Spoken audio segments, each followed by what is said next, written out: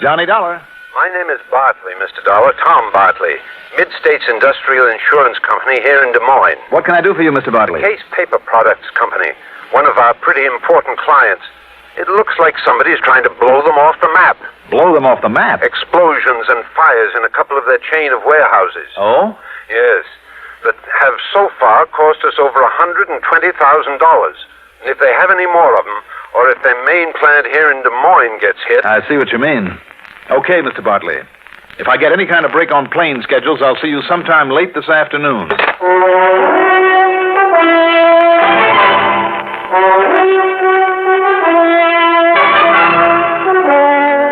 The CBS Radio Network brings you Mandel Kramer and the exciting adventures of the man with the action-packed expense account. America's fabulous freelance insurance investigator, Yours truly, Johnny Dollar.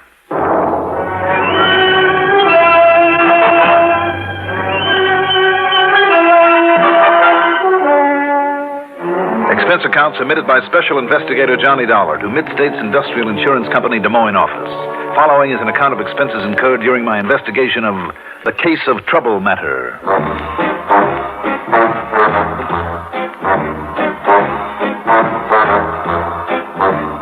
Expense account item 1, $102.65 plane fare to New York to Chicago to Des Moines, Iowa. And thanks to good connections, we circled the transmission tower of KRNT, passed over the Raccoon River, and set down at Municipal Airport shortly after 4 p.m. Item 2, out of force of habit, $50 deposit on a rental car. I headed north on Fleur Drive, that's Route 123, and a few minutes later walked into Tom Bartley's office on Mulberry Street in town. I beg your pardon. Yes, Mr. Case. What? Oh, I'm sorry. Well, may I help you, sir? Well, I don't know. My name is Johnny Dollar, and... Is something wrong, miss? No, I'm sorry. And Mr. Bartley is expecting you, Mr. Dollar, but he isn't here now. Oh? He's gone to Indianola. Where's that? 18 miles south of here, and he wants you to meet him there, Mr. Dollar, just as quickly as possible. Okay, but where down there? He says you'll know when you get there, and that you'll have no trouble finding him. Well, I've never met him, you know. Just the same, he says you'll know when you get there. Funny. And to, please see him right away, immediately. Okay, whatever you say.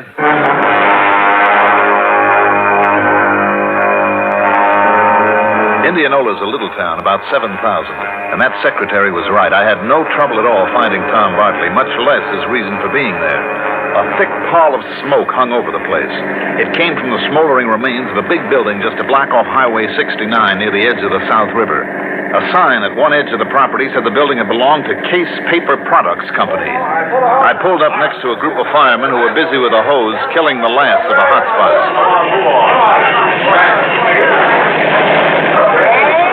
Hey, Dollar. Johnny Dollar. Yeah. Tom Bartley. Tom, glad to know you. Well, there you are. There it is, number 3, what's left of it. And this one will cost us $50,000, $60,000 more at least. You think this and the others you called about have been arson, So does Albert Case. He and his brother Ed own the business. Main plant in Des Moines and a lot of warehouses scattered around. Why scattered around, Tom, instead of close to the main plant? No room up there. Also, it saves money because of cheaper property in these small towns. Where are the others? Well, those that are left are in Knoxville, Osceola, Colfax, and Grinnell. But who knows for how long? On the phone, you said explosions and fires. That's the way they've all started, with an explosion. Yeah. That would indicate arson, all right. Also a pattern by one man. Right. But paper burns so hard and fast and hot, there's never any concrete evidence after a fire's over. About these Case brothers, Tom. Now, look, there's no point in hanging around this mess. It's all over and done with, but our insurance payoff. So why don't you pile into your car and follow me home, Johnny? We can talk about it there over a stiff drink that I can well use. Okay, if you like. Besides, it's getting late, and I promised Millie I'd bring you home for dinner. Lead the way.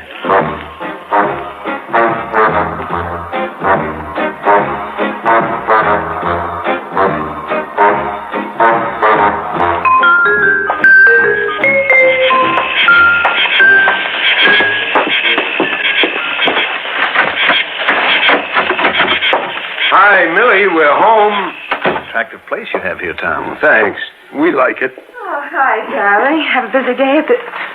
What, Ed? Huh? Well, yes, I guess Johnny does look like Ed Case at that. Johnny. Mildred, this is Johnny Dollar. Oh. Well, hi, Johnny. Welcome. Hi, Millie.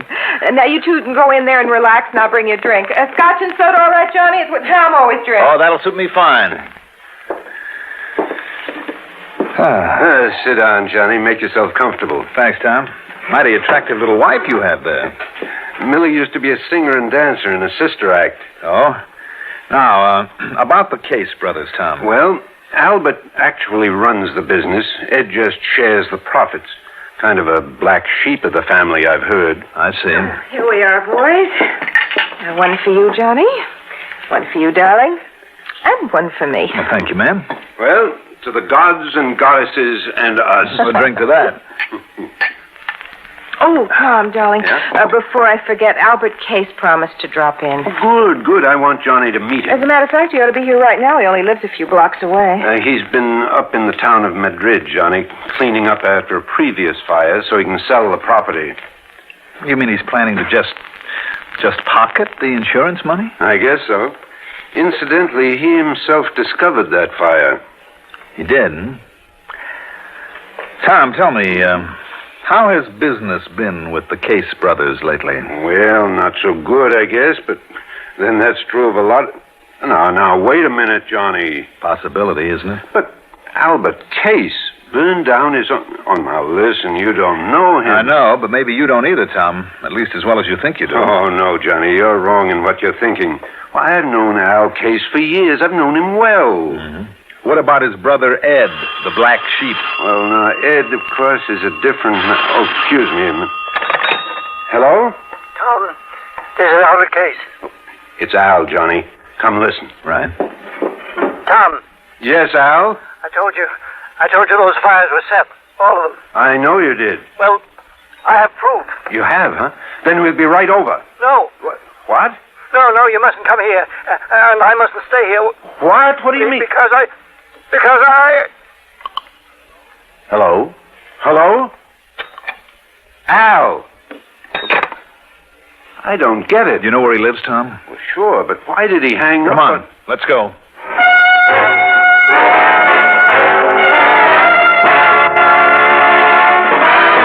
As we pulled up at his house, we could see Albert Case through a picture window, sitting at a desk, telephone in hand.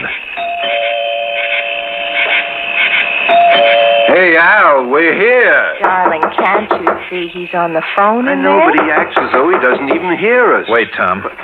What's the matter, Johnny? Stand back. Well, what's wrong? Stand back. Here we go now. Johnny. What is it? What's the matter? Couldn't you see from out there? Now do you see? Oh, no, what's wrong with... Oh, no. Well, Johnny?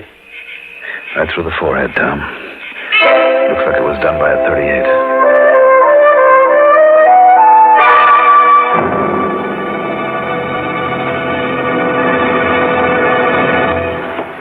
Newport filter cigarette. Newport menthol cigarette. You know, sometimes late at night when business gets slack here in the diner and I'm listening to the radio, I think to myself, Miney, suppose that Newport dame should walk in right now, sit down at the counter and say, Miney, from now on I want you to smoke Newport filter cigarettes.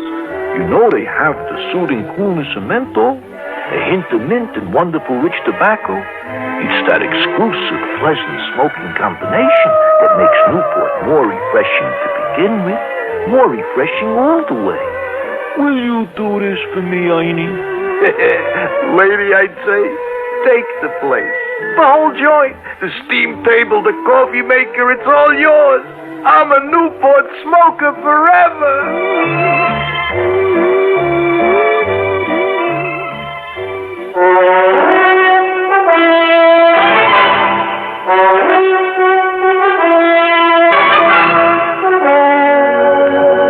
Tom took the telephone out of the dead man's hand and called the police. Millie turned pale and slumped into a chair, and I gave the place a quick rundown, checked the doors and windows. A few minutes later, a young policeman arrived. Were you all here when it happened, Mr. Bartley and Mrs. Bartley? And, who are you? He's working for me, officer. He's Johnny Dollar, insurance investigator. You insurance guys work pretty fast, don't you? Maybe too fast. You related to Mr. Case? Well, are you? No. Why? You look a little like him. All right, now, who busted in the front door? I did, officer, when I saw through the window that something was very obviously wrong with Mr. Case. Oh, just took things in your own hands and busted in, huh? That's right. All right, let's see what I can find out here. Sure, here it is. A bullet hole through this window. You know what that means? It means somebody plugged them from outside there. You're sure? Yeah, sure, I'm sure. So go on, you three-hard. Now, where'd your wife go, Bartley? Out to the car. Yeah, well, who told her she could leave? Who told her she had to sit here looking at a corpse?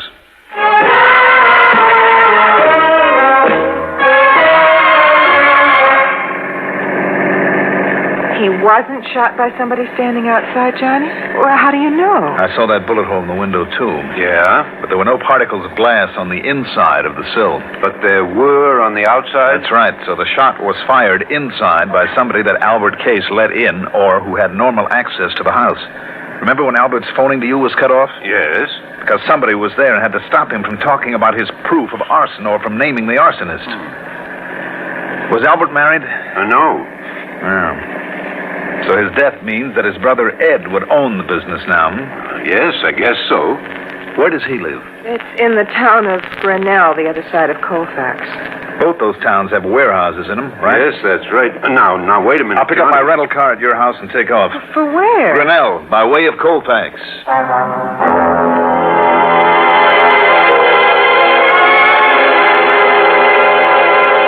But at Colfax, I made a stop to question some of the people standing around another big warehouse fire. Yes, the Case Paper Products warehouse. But in walking toward it in the semi-darkness, I stumbled over a little old man quietly sobbing to himself. I'm sorry, I didn't mean to walk all over you like that. Oh, what difference does it make? I knew it would happen. I knew this was going to happen. You mean this fire? Yes, and I told Mr. Albert it was going to happen, too. Wait a minute. You mean Mr. Albert Case? Yes, I've been his night watchman for years, I have. And I told him it would happen, I did. Ever since that car started coming round here every night, prowling around, I knowed it wasn't up to any good, and I told him so. I told Mr. Albert about it. What kind of a car was it? Big, white, foreign car. A Parati with no top onto it. Yes? And when I told him about that car this afternoon, you know what Mr. Albert said? What? He said he knew then. He knew who it was that'd been trying to burn him out. He said he knew him. Did he tell you who he meant? Only that now he was sure. And he give me this gun, this pistol to carry, in case it come around again. A white Parati convertible, Yes, sir. And I think I know the man he means, too, that drives one. And if he does come round here, Mr. Hey, let me help you up, Yes, Sam. You. What? It's you. You're the one. Now, listen, please. After what you've done, I'm going to kill you. Now, wait a minute. Put down that I'm gun. going to kill you.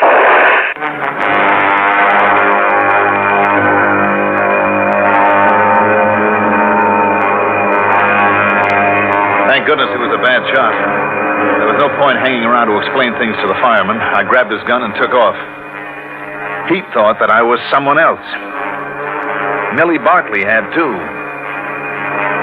Matter of fact, even I had noticed a sort of family-type resemblance between myself and the dead man, Albert Case. All right.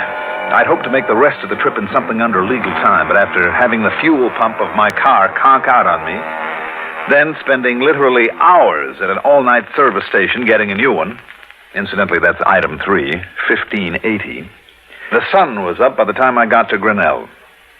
At police headquarters there, I barged into the office of Lieutenant Cal Golden without waiting to be announced. Well, you're an early bird. Sit down for a minute while I finish up this report, Mr. Case. What? Oh, sure. Tried all night to phone you, Mr. Case, but got no answer. You did, That's very interesting. I'm afraid I have bad news for you about your brother, Albert. Here we are. Yeah. Seems that last night somebody... Wait a minute. Yeah? Well, I'll be... You look like Ed Case. Don't worry, Lieutenant. You're not the first one to make that mistake. But who are you, then? My name is Johnny Dollar. I'm an insurance investigator. By golly, you look enough like Ed Case to be his twin brother, and you sound like it. Tell me, you haven't been able to contact him yet? No, sir. Then let me throw one at you, Lieutenant. Yeah? I have good reason to believe Ed Case is not only the firebug we're after, What? but the man who killed his brother.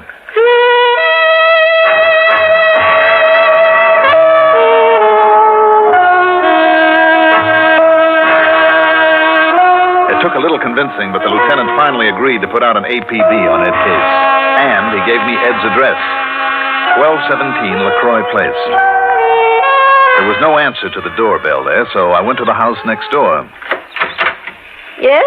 Oh, excuse me, ma'am. Oh, it's you, Ed Case. I beg your pardon. No, wait.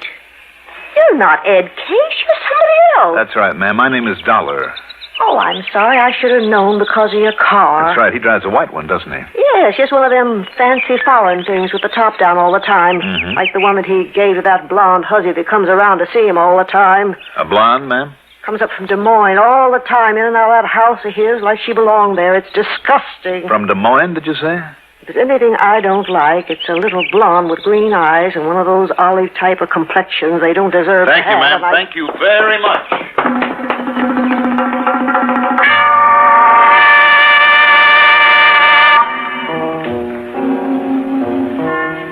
That description of Ed's girlfriend. It was Millie Bartley, Tom's wife. Petite, olive complexion, green eyes, and she lived in Des Moines. And I remembered her momentary surprise when she first saw me. Item 4, 90 cents for a phone call. Why, no, Johnny. I don't know where Millie is. I heard her talking on the phone to her friend Bernice. They used to be in a sister act, you know. Well, then, Tom... But then she ducked out of the house and left in the car. I see. Okay, Tom, thanks. But how are you doing? Anything new that I ought to know about this arson murder thing? No, Tom, nothing you need to worry about. Not yet.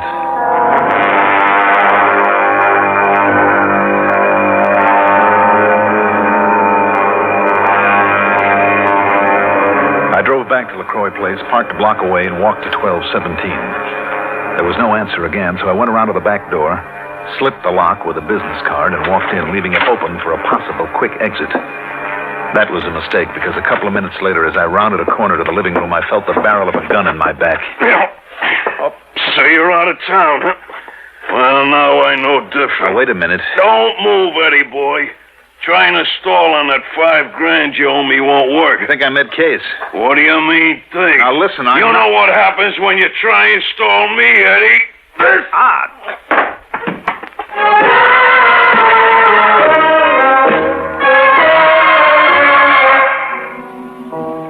He must have really done a job on me, because when I came to, it was dark. And I felt a little bit rocky, to say the least. What roused me was the sound of steps, a woman's steps quietly coming in the back door. There were no lights, remember. Then, briefly silhouetted against a window, I saw the all-too-familiar trim, petite figure coming toward me. Eddie?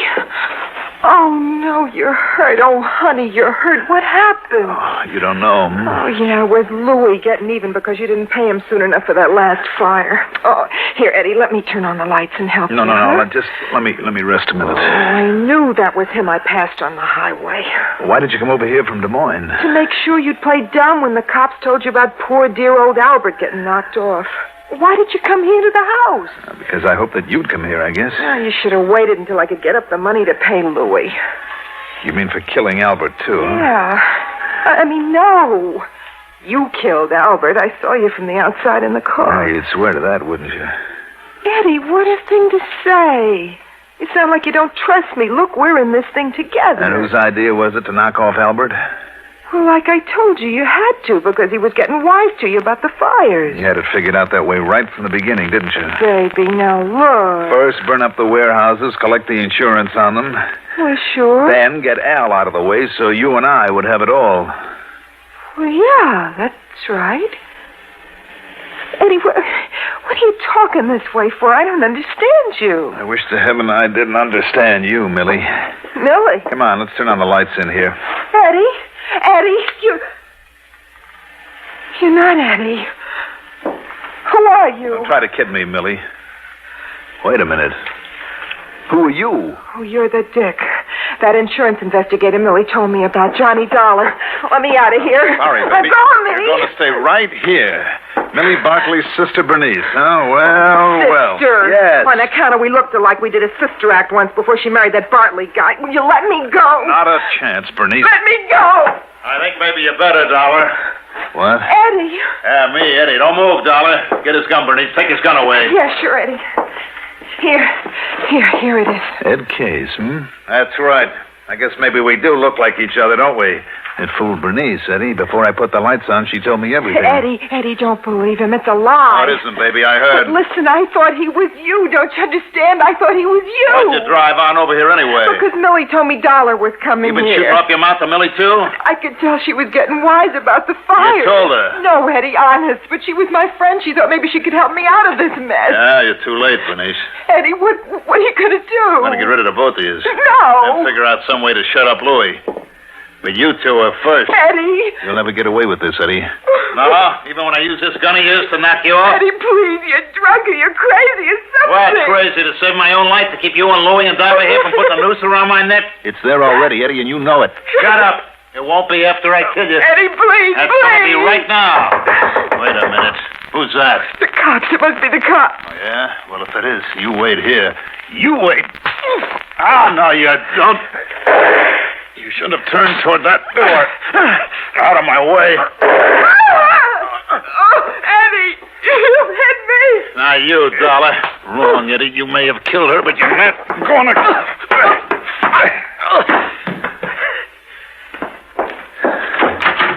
Johnny, what is it? What's happening? No, Millie.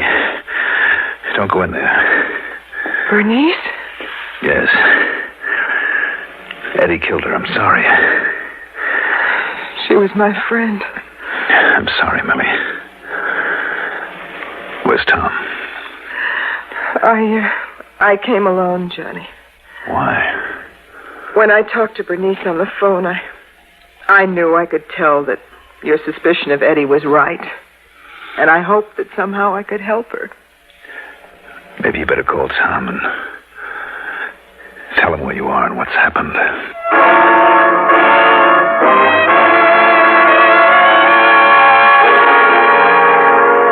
I guess it's pretty obvious what'll happen to Ed Case.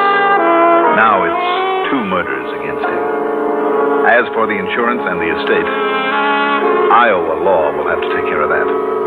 Expense account total, including the trip home, $256.10. Yours truly, Johnny Dollar.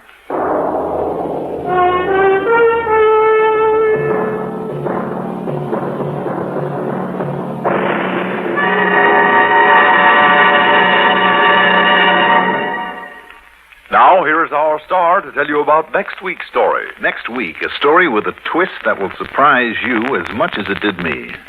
Tune in, won't you? Yours truly, Johnny Dollar. If you drive a car, remember this. Almost anywhere in the country where you see the Sinclair sign, you can save up to 4 cents a gallon on gasoline by using Sinclair Dyno. That's because in 3 out of 5 cars, regular price Sinclair Dyno matches the performance of expensive premium gasolines costing up to 4 cents more a gallon. Drive with care and buy Sinclair Dyno gasoline.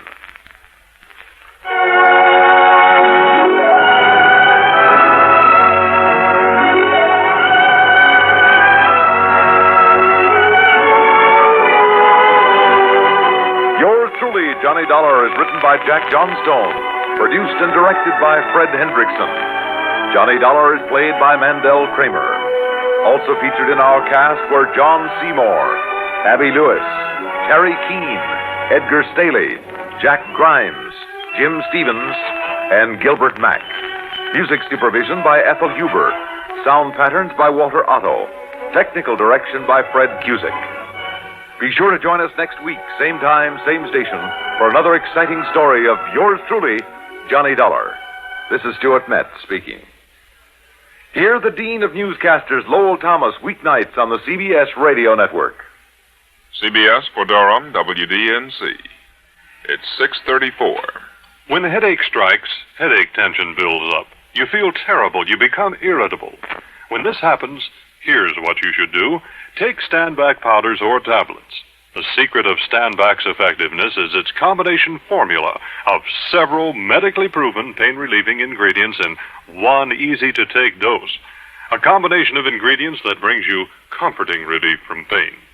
What's more, Standback's gentle and effective action relieves tension, which usually accompanies pain. Standback has earned both the Good Housekeeping and Parents Magazine seals. You can take Standback with complete confidence.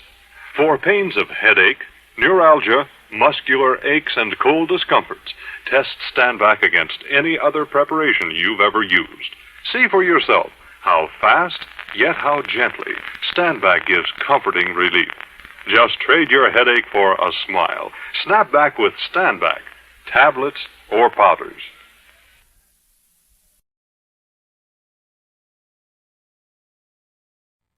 From Hollywood, it's time now for Edmund O'Brien as... Johnny Dollar. I got $500 here for you. And all I have to do is guess the mystery voice. Is it Julius Caesar? This is Western Union, and there's a message with it. Building irregularities suspected, Manhattan, Nebraska. Proceed there immediately. Stay Cheyenne Hotel. Will advise.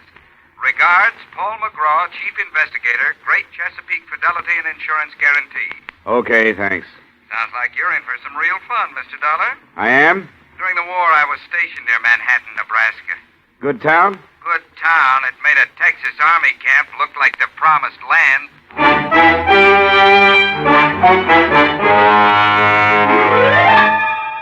Edmund O'Brien in another transcribed adventure of the man with the action-packed expense account. America's fabulous freelance insurance investigator. Yours truly, Johnny Dollar.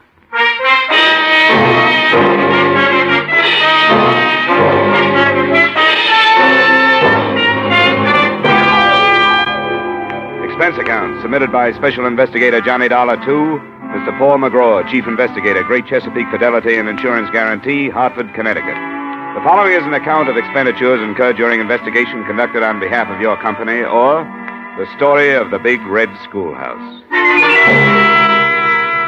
Expense account. Item, transportation, $134 plane fare, New York to Omaha. Item, transportation, $3.95 bus fare, Omaha to Manhattan, Nebraska, which a fellow passenger told me was a quiet, sleepy little town.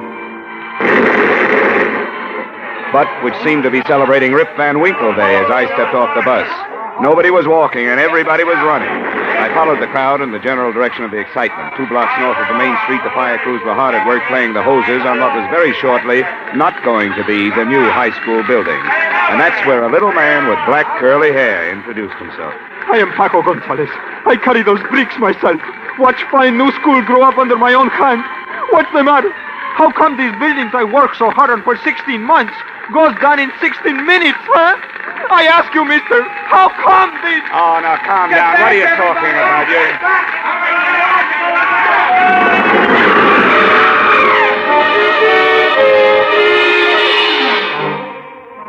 Like everyone else in Manhattan, Nebraska, I spent the next 3 hours working with the emergency fire and disaster squads. And by 8 o'clock that night, we seemed to have it under control. I finally dragged myself over to the Cheyenne Hotel. But before I could leave the front desk, I had a long-distance call from you, McGraw. Johnny, where have you been? I've been trying to There's been a big fire here in town. Everybody had to work on it. Did Joe Stankovich get in touch with you yet? Who's Joe Stankovich? A guy who lives there. He tipped us, said something about a building we're covering being in bad shape. What building's that? A new high school, just put up 6 months ago. And it fell down tonight. What? In a heap. The building will retail now at a junkyard for about $35. Well, you better start with this Joe Stankovich and see what it's all about, Johnny. Right. Mac, I'll keep in touch. So long. So long. Room clerk, have you got city directory around here? Yeah, city directory in this burg? Yeah. Who do you want to find, Mr. Dollar? I know everybody in and out. Man named Stankovich, Joe Stankovich. Yeah, oh, him. The city morgue. What? When? He just came over the radio. They picked up what was left of him out of the fire. Yeah, and that ain't much.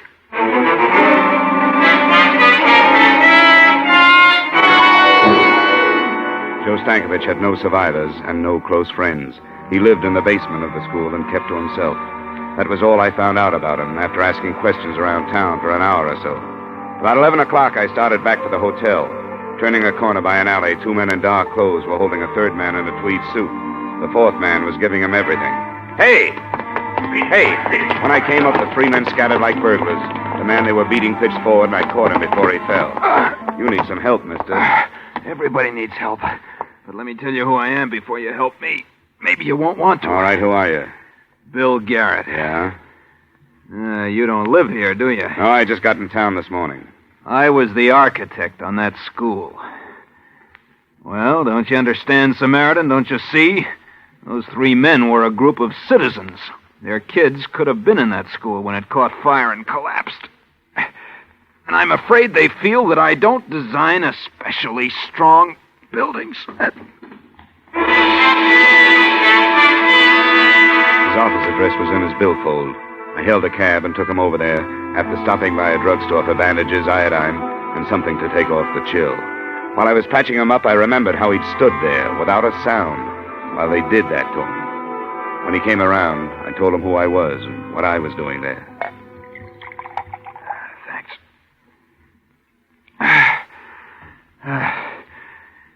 You represent a powerful company, Mr. Dollar.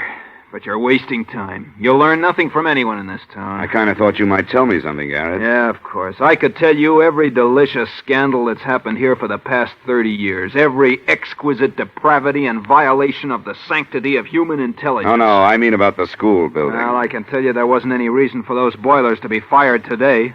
That there wasn't any reason for them to blow up. But they did. Any idea why? Lots of ideas. And all of them bad, Dollar. Real bad. Okay, tell me. Look, I was raised here. I went to college over in Lincoln. And one day I came back an architect. I was going to make the whole place over. Nice buildings, nice streets, everything. You saw what happened. The school was my first big project. Yeah? I drew it 4 years ago, revised it a year later. And the city hired you? Better than that. I was so good, the day they broke ground on that school, I left for Paris to study at the Sorbonne. And you weren't in town while it was being constructed? I was out learning how to build even better things. I got back in town 4 days ago. I went over to see my building. Well, here's a laugh for you. They used my outside drawing, that's all. Looked like they made up the rest of it as they went along. I went over to see the building contractor to ask him about it. Double talk. He told me to keep my mouth shut if I ever expected to do any more work for the city. This building contractor, what's his name? He has a perfect name, Dollar. A fine, sunburned man with lots of good teeth and not an ounce of fat on his broad frame. Big Jim Madden. Where can I find him?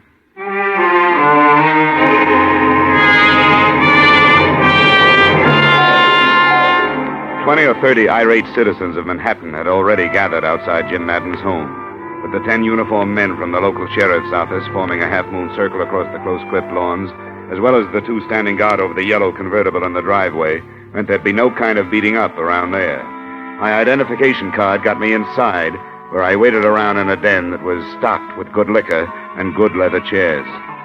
Finally, a big man in a blue suit walked in. Dollar? Uh-huh. I'm Jim Madden. You're the insurance man. What can I do for you? Tell me everything you can about that high school building. The city made a claim yet? I don't know. Uh-huh. You just happened to be in town. We heard something might be wrong with that building. Apparently there was. Who told you a thing like that? 2 boilers explode and there's something wrong with the building? Is that the way you people figure? We check into things. Well, so do we, and we couldn't find anything wrong. Who's your we? Me and the boys. Officially with the city construction department. We just had a big meeting. Yeah? I figured those people hanging around outside ought to be worrying you. Well, they don't worry me, and you don't worry me. Drunken janitor goes to sleep last night without turning down the boilers. The pressure kicks way up, the joint blows apart and burns down. That what you decided in that meeting? That's about it. It was a terrible accident, and we'll have to use an old garage or something for a school. But then we'll get around to building another with the insurance money we have coming. Good walls don't tumble out from that kind of explosion. We have to have some kind of specifications on that. Easy, Dollar, easy. Of course you do, of course you do. Anything at all. Yeah, there you are. All the building specifications on the high school, okay? That'll do for now. Good. Now you can get out of my house. You smell smoky.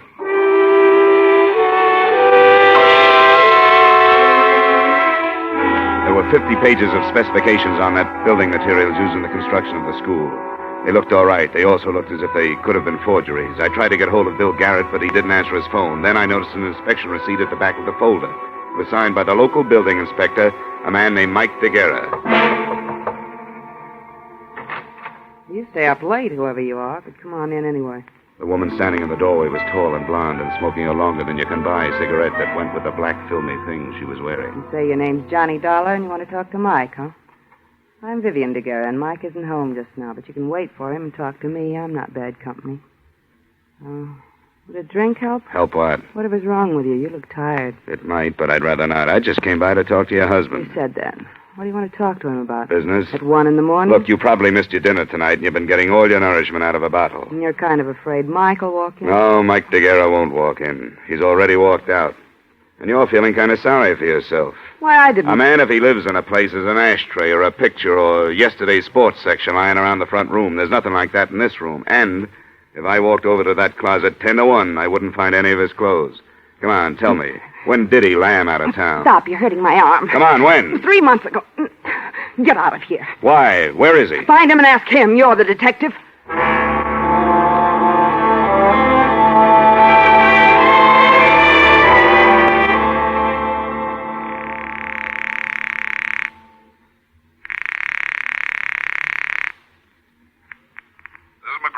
Paul, Johnny Dollar. It's a mess here. Your man Stankovich's dad was killed in the fire. That's a shame. What do you think?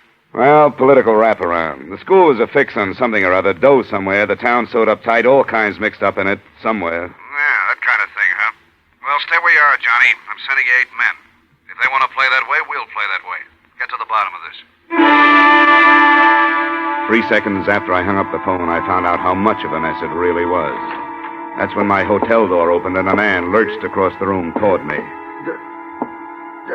Dollar. He stood in front of me, swaying back and forth, his hands clutching his coat. He fell before I could get to him. 3 bullet holes formed a neat trio across where his tie pin should have been. I ran my fingers through his coat, pulled out his wallet. The driver's license read Mike DeGuerra, age 39, occupation, building inspector.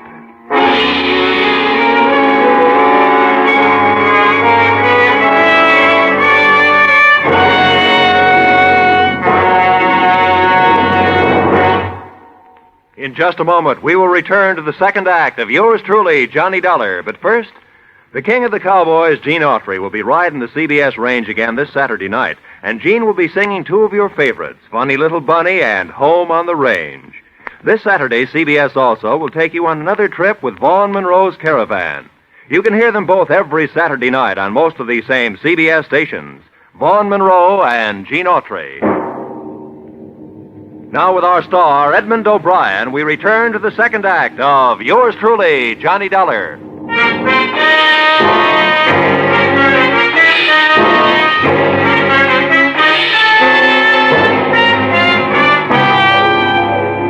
After they took Mike DeGuerra's body to the morgue, the local constables held me all that night in custody.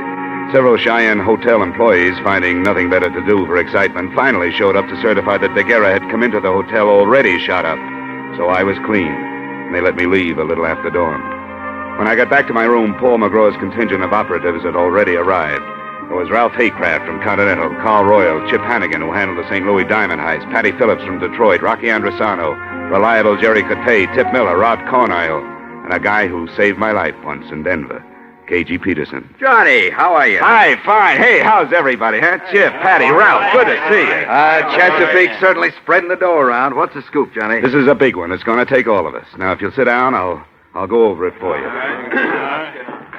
All right, here's the story. Chesapeake insured a high school building here about 6 months ago. Yesterday, it fell on its face. 1, it was not built to specifications, or 2, somebody blew it down, or both.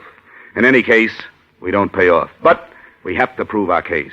Now, there are too many leads for one man to follow before they evaporate. The guy who signed the building inspection papers was killed last night, a guy named Mike DeGuerra. Carl and Chip, that's your job. Find out everything about him, his bank account, his friends, his troubles, his wife, everything. Oh, his wife, yeah, she's living at 113 South Street. You'd find a girl on Mount Everest, Johnny. Well, she's not my type, honestly. Rob and Tip, your man is the building contractor, Big Jim Madden. He's cocky, belligerent, but I think you guys can handle him. Run him down. Bank accounts, purchase orders, what kind of money he spends, so on. Patty and Ralph, find out everything about Stankovich. The janitor who was found in the ruins. Rocky and Jerry, start talking with anybody in town who might know anything. Bars, restaurants, street corners, teachers, pupils, anybody, anywhere. And report back to me anytime you want. Now, don't push anybody around, but don't let anybody push you guys around. Anyone have anything to say? Yeah, just one thing. Let's get this thing over so I can get back to Philadelphia. I'm about to become a father.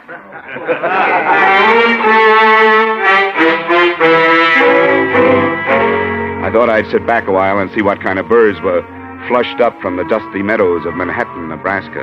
An hour later, my first bird winged in. But it wasn't at all what I expected. It was a tall, gray-haired man, His Honor, Mayor Randall. Mr. Dollar, I've seen the men you brought into town today, and I wanted to talk with you about them. Fine. What about in particular? The events of the past 24 hours in this town have been deplorable and grossly injurious to the public welfare. The collapse of our beautiful schoolhouse, the death of our beloved janitor Stankovich, and the untimely murder of one of our respected public servants, Mr. DeGuerra. All have grieved me deeply. None of which were caused by any of my investigators, Mr. Mayor. Oh, my purpose here is not a belligerent one, Mr. Dollar. On the contrary, I came seeking assistance. We are a small community with a rudimentary police force, not equipped for major criminal investigations. I want these matters brought to a head and cleared up. And I came to offer a complete cooperation between you and our municipal government. I never turned down cooperation, Mayor, and I'll accept yours. You can begin by telling me everything you know about the schoolhouse. Oh, certainly. It was commissioned 2 years ago, designed by William Garrett. Built by James Madden 6 months ago. The unfortunate Mr. DeGuerra inspected it and called it up to snuff. On the basis of his official inspection, your company insured it.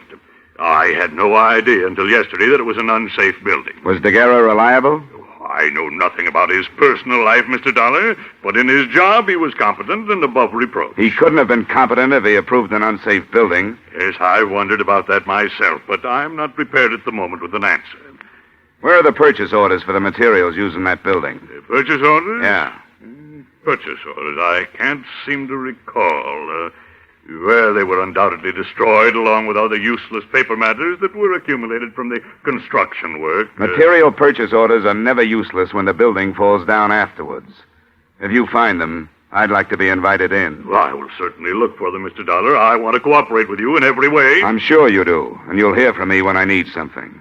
Thank you, Mayor, and good day.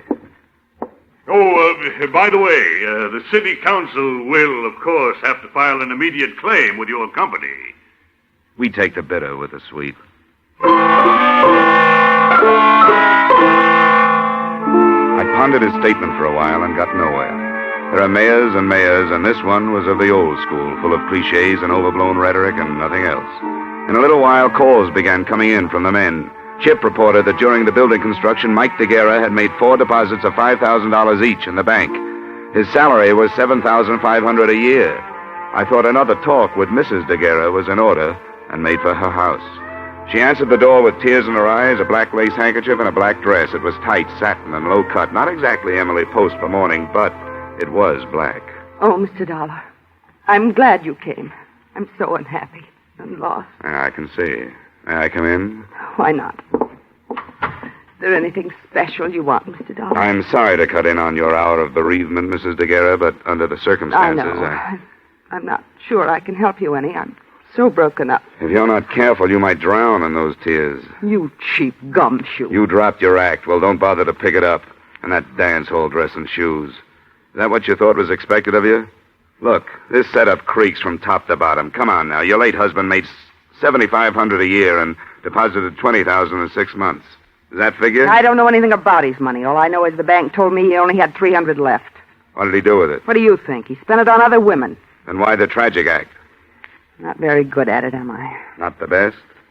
I really loved him. He loved me. We kicked it away because we both wanted more excitement than this town or his salary could give us. There was no place to go.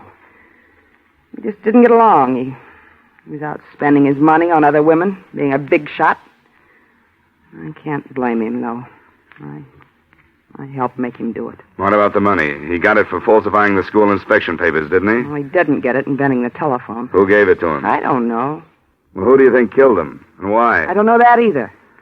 What do you know? Look. He didn't leave any insurance, see, and I got to live the best way I can. If I stay in this town, I got to keep friends. If I don't want to keep them, I got no choice but to move, and that takes money. I wonder what could possibly be on your mind. The company you represent handles insurance, doesn't it? 263 different kinds. Are you particular what kind of premiums you collect? We pay off on a lot of things. Just what kind of insurance were you thinking about, madam? $2,000 endowment. Got your pen? No. But my word's good at the cashier's cage. What do you got? I'm trusting you. Mike got that $20,000 from the Universal Rock Company for, quote, services rendered, unquote. You know who owns the rock company? Big Jim Madden? Close enough, Big Jim's brother. Last night, when Mike showed up in town, he was gunning for trouble. Why? He said they were going to make a patsy out of him. He wasn't going to take the rap for anybody, that's what he said. I think he ran out of money and came back to make a touch in exchange for disappearing again. And Madden shot him? I didn't say that because I don't know. How do I get my insurance? Yeah, if what you say is true. I'll have to check first. I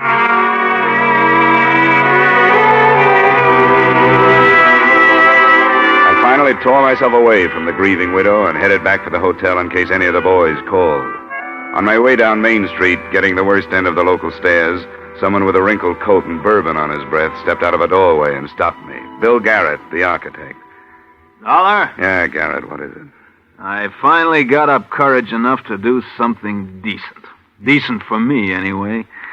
For anybody else, it would be too low to talk about. What was it?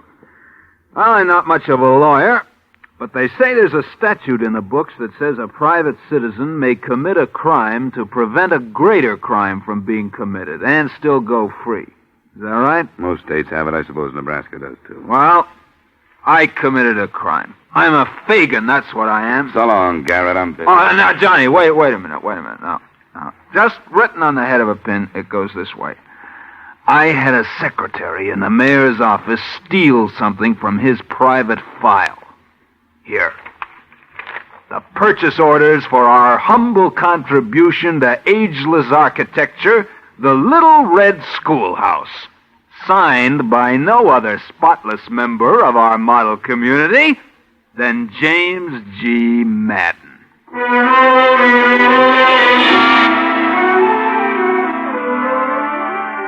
I looked at them, and they were as advertised. Purchase orders complete down to the last 10-penny nail. Not being a technical expert, I decided to shoot them back to Paul McGraw for his perusal. I sent them from the local post office, insured, registered airmail, and special delivery. Then I walked up the steps of the city hall for a chat with His Honor. Good afternoon, Dollar. My door is open to you anytime. Glad you feel that way, and I hope you still do when I finish. You finish what, Dollar? Calling you a liar? No, see here. Save the B-picture dialogue for your next campaign. I thought you told me the purchase orders on the schoolhouse were destroyed. Well, to my knowledge, they were. Look in your personal file. Folder marked Madden, personal, hold. I don't know what you mean. Go on, look. No, don't bother. Because all you'll find is an empty space. You ought to see your face, Mayor. Well, Mayor, they were in there, but somebody stole them and gave them to me. Yeah. I sent them to my company for examination, and I'm sure somebody's going to be in a jackpot when the material purchased doesn't come up to the specifications of the building. Dollar, this is outrageous. Indeed it is. And it was outrageous from the day your city started to build that school. Well, all right. I'll tell you why I did what I did. For money. Keep your filthy insinuations to yourself. Insinuation? Your Honor, that was a plain statement. I wanted to spare this city the loss of faith it would suffer, seeing one of its most prominent citizens exposed and driven out. A man is entitled to one mistake in his life, and Jim Madden is no exception. I planned to bring him to a private accounting and make him replace the money he made on that building and repair it to specifications. Only the tragedy occurred before I took matters in hand. You had 6 months to do it. And every day of that 6 months, 1,800 students might have been killed.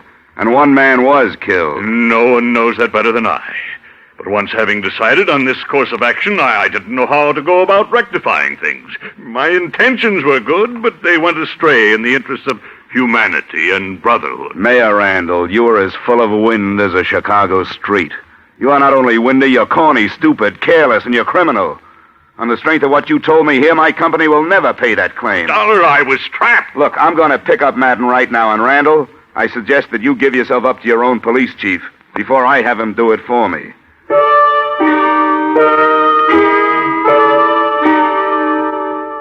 I raced back to my hotel to organize my men and pick up Madden. When I came in, the phone was ringing. It was Rocky Androsano saying he had 2 witnesses to DeGuerra's shooting. I told him to pick up the boys and come right over. I hung up just as the door opened, and 3 sullen characters with brick dust on their shoulders came in, uninvited. Want to come with us, Dollar? What do you need? 4th at Bridge? Come on.